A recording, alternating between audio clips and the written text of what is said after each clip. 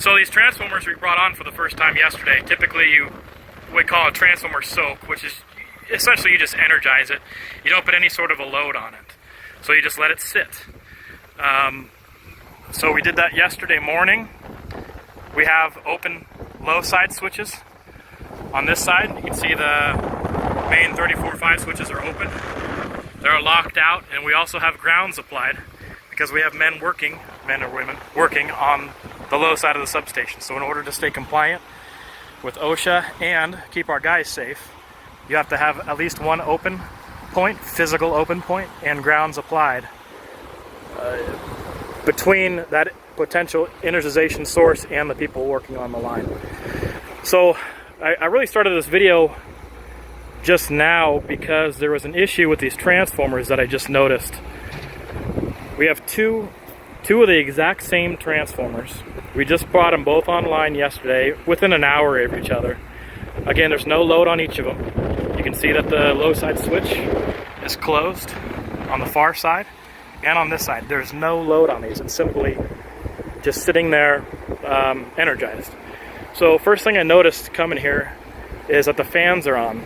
So I'm thinking, okay, the fans might be set to a lower temperature because those fans really shouldn't be running unless there's a significant load on the transformer. Well, there is no load.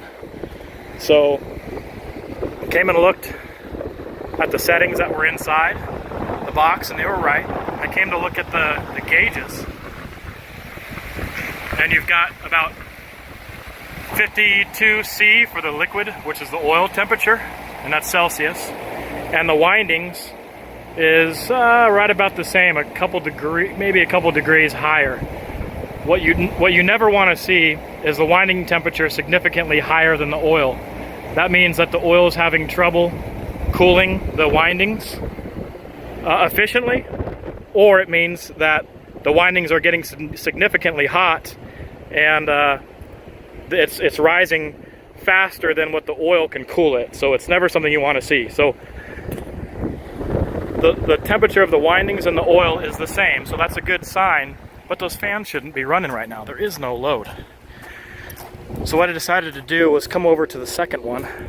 Again, it's the exact same unit, and check those temperatures.